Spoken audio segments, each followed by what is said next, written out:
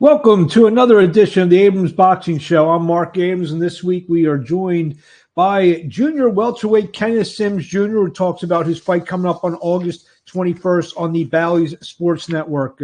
Back after a week off, we were fighting the dreaded COVID-19. I still have a little bit of a cough going, but I'm feeling better. Thank you for everyone who emailed me, called, reached out, and wish me better health. I am back and better than before. Let's get right to it. Last Saturday night in Grand Prairie, Texas, Virgil Ortiz kept his perfect knockout streak alive. He's 19-0 with 19 knockouts as he stopped slick and, a little deceptive Michael McKinson in round 9. McKinson was undefeated coming in. He drops to 22-1. That fight was fought just outside of Fort Worth, Texas, the Fort Worth, Texas home of Virgil Ortiz Jr. as he goes to 19-0, 19 knockouts. And he's kind of in the same position of Boots Ennis is in. He's just kind of literally, just going along, waiting for that big fight, that big opportunity to arise with the news this week of a possible November showdown between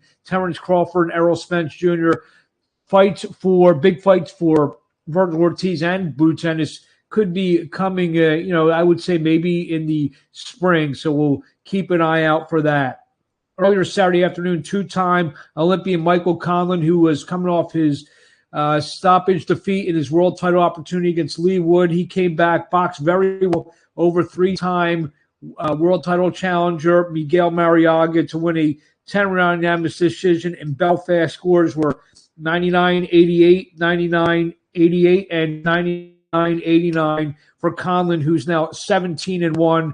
Mariaga slips to 30-6.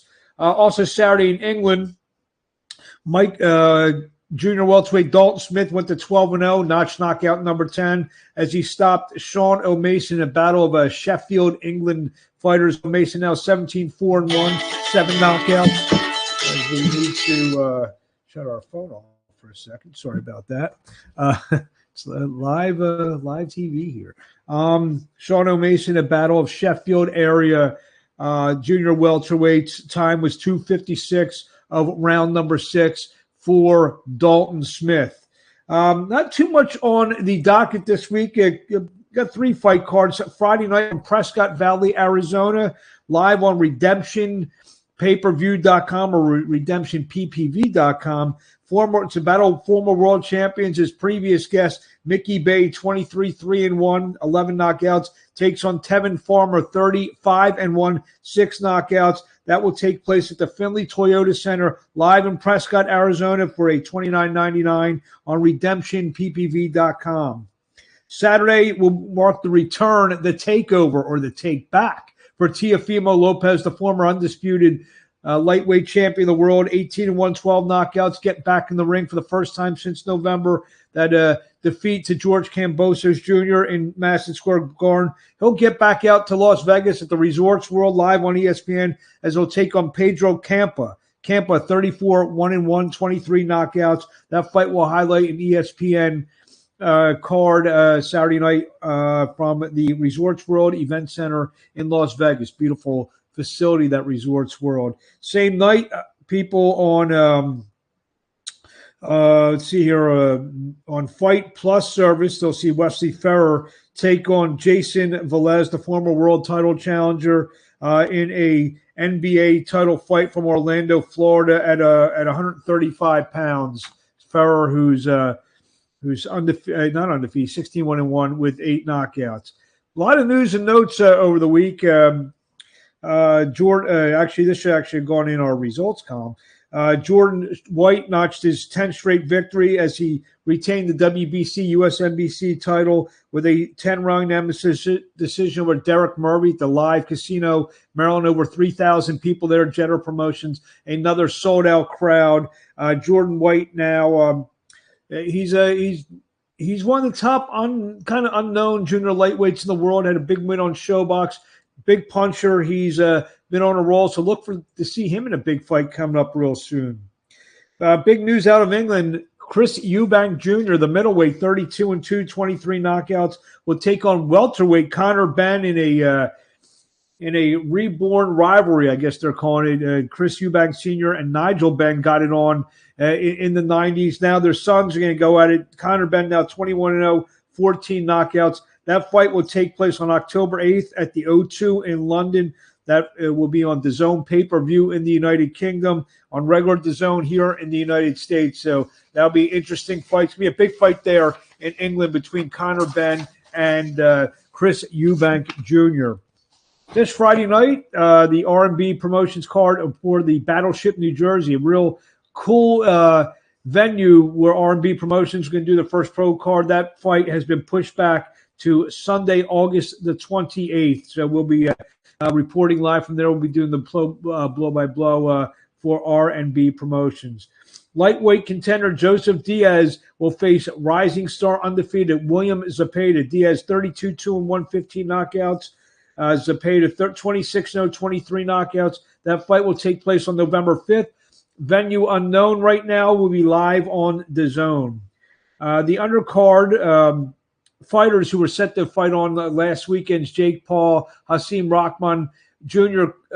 Fight card, the card which was canceled due to Rahman's inability to make the weight, kind of a he said, she said kind of thing going on then, or he said, don't want to say that. Fighters like Amanda Serrano, Ashton Sylvie, Brandon Lee, they're going to be rescheduling fights, but some of the other fighters, we get 50% of their purses. Jake Paul being kind and generous to help out some of the fighters who have been training very hard for the last couple months, only to have the whole fight card canceled.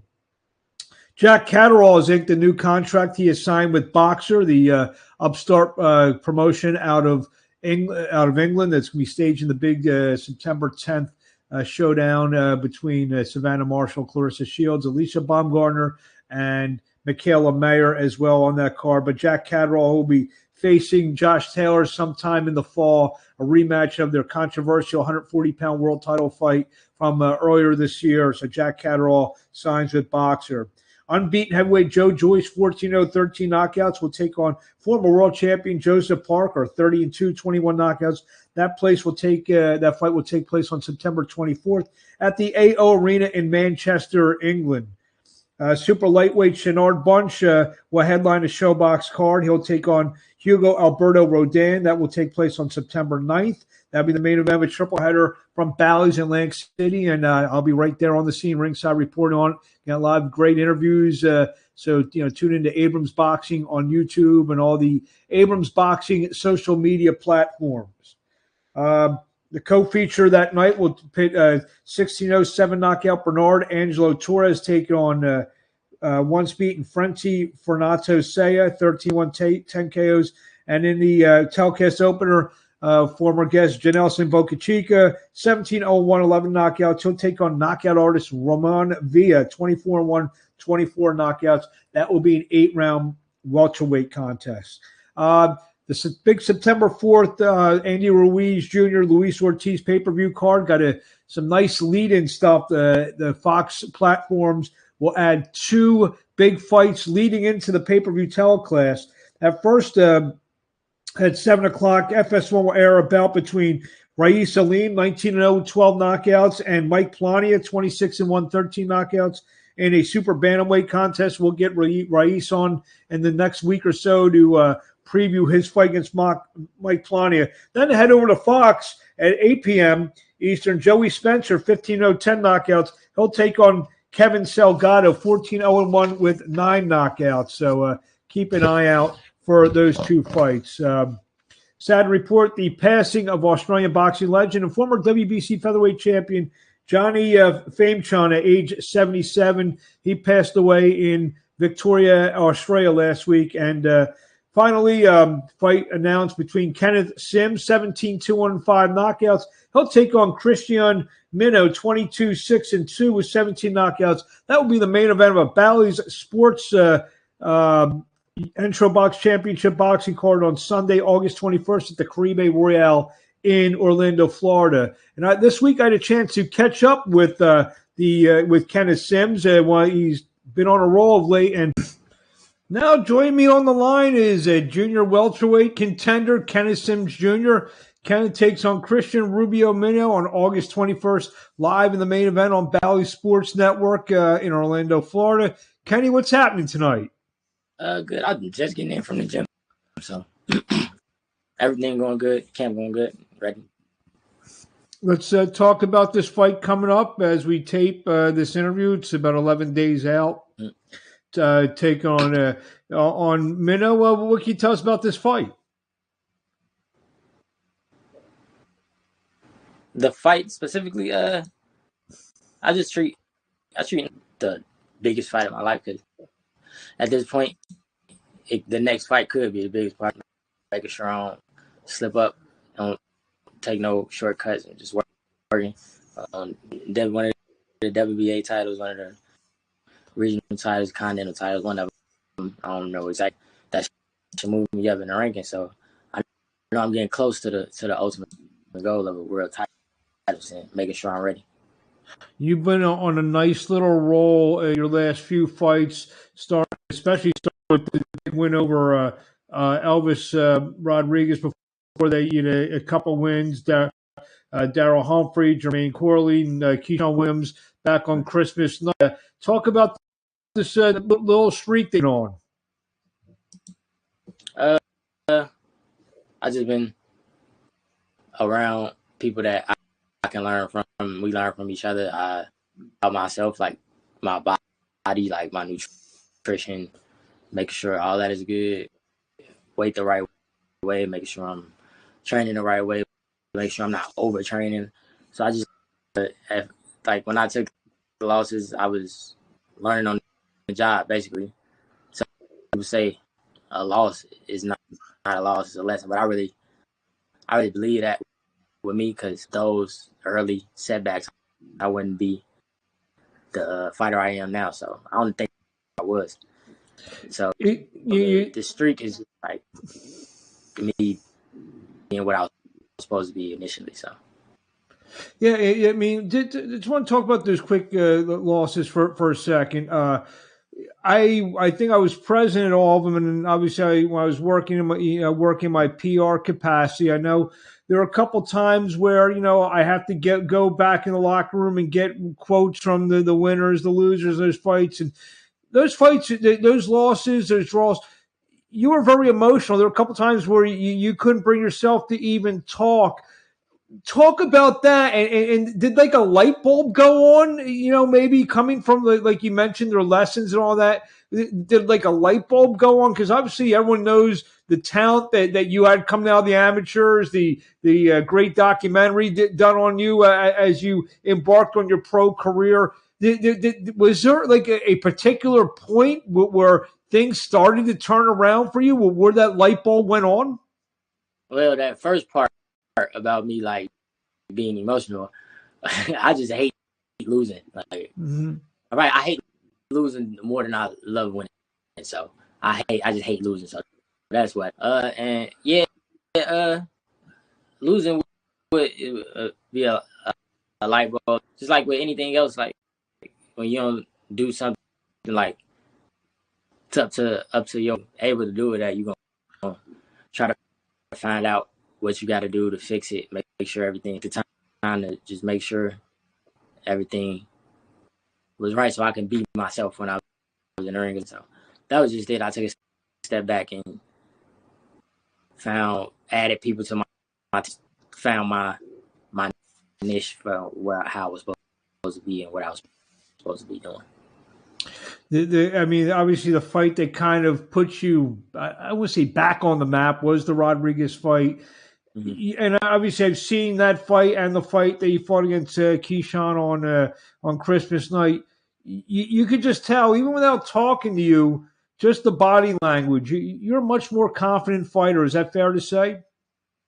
Yeah, that's 100% true. I think just being around like all the people I train with now, like we push Troy, Isley, Duke Reagan, Bruce Carrington, train together. We do everything together when we're in camp. So like, it's like they give me confidence. We give each other tips. They give each other tips. Like we all got a lot of experience Like they just turned all three of them went to the Olympics that I just named. So we just learning off each other. And Jared Anderson, like Shakur, I'm around Bud a lot of the times. Like, are you yeah? Obviously, these guys they're from different parts of the country. mm-hmm. Are you? I remember you trained mostly in Chicago. Are you kind of spreading out where you're doing some camps now? You kind of going away? My last two Vegas. So I'm in Vegas right now. Before that, I was in Colorado for that Elvis fight. When I got a fight coming up, I'm not in Chicago because it's just better for me. Because like in Chicago, about 99% know I'm gonna get the best of the sparring. Like, ain't nobody gonna really like push me to where I need to be %. So I need to get out to push myself. Is this also kind of part of the turnaround as well? Is it going away to Vegas and Colorado Springs? Definitely, like that's a big part of it because, like I said, just the people I'm around. I spar more competition, especially here in Vegas. Everybody come here to train, so I'm sparring top. Then just in the gym, it's top guys in the gym. They see me spar and they just tell me, and then they even if they not telling me like no instructions or no like giving me compliments about like even some people like they be like they never knew me, and they, oh my god, like who are you? And be like, so that's even a part of like a confidence boost. I'm not like I know I'm better than most people on the planet at boxing stuff. And as we mentioned before, a major amateur star that you were, the documentary, a lot of people knew you very early in your career and, the expectations, obviously after the losses, people kind of pushed you to the side a little bit. A question I ask, and I think I may or may not know the answer here, is sometimes without those high expectations, does that relieve some pressure for you, and you can fight a little bit more freely and do things a little bit more freely without those high expectations? No, I don't think that. I don't think that got nothing to do with it. It was just to learn about myself, like physically, and mentally. Like I don't think. I feel like I had expectations. Like even if it's not other people, myself and my expectations from people that know me, those I think about those like outsiders' expectations of me. Like those don't really like move me. Like people personally, they always had high expectations of me. So my whole life. So you mentioned this fight, and I know you're not like looking ahead of yourself, but you said, maybe a couple fights could be, you said this is the biggest fight of your life, and it's for a regional title and whatnot, and there could be fights for bigger titles, two fights down. I know on Bally Sports Network, I know you fought a couple fights with the Premier Boxing Champions as well. So, anything you've been told? You've been looking at what's going on in the 140-pound division. Josh Taylor, who was who had all four belts, is kind of giving a couple belts out. I know next Saturday night, one of his belts is going to be fought for between Puello and. I spar with him out here. Who's that? Who you spar with? Puello. I spar with him a lot. My last camp. So is that a guy with? I know fighters don't really talk about sparring. Yeah, I tried to say it's just sparring. Not really. Well, I'll word it a little bit differently. If like you said, you win the next two, 1, 2, 3 fights, whoever it is, and Puello, gets his hand raised next Saturday night. Is that a guy? If they call Kenneth Sims' number to fight for a world title, is that a guy you'd feel, have some confidence in going against him for a world title? Yeah, for sure. I got confidence going against anybody for a world title. So, like, I don't, I got on planet Earth. Like, I think I'm one of the best in my really. I got confidence against anybody. They call me and say I could fight him for a title, but it's just work. We gonna. It's not like my friend or anything or my brother. Yeah, we can get to that. I don't really. Do you see now? I mean, the way you look at it with Taylor giving up some belts, looks like he's going to fight Catterall again. Some of the belts have been splintered out now, and it looks like after he fights Catterall, he could be moving up to welterweight. You see this as a wide open division right now? Yeah, I definitely do. I think it's a lot of. I think it's open for somebody to take it over. It's a lot of people in this division that can win a world title. So it's wide open. I think Taylor probably move up after the Catterall fight, so that'll be 2 more times, obviously. And then I guess Regis and Zepeda are going to fight, and I guess Ramirez may fight the winner of that fight. Mm-hmm. Yeah, I like all those. I fight all those people.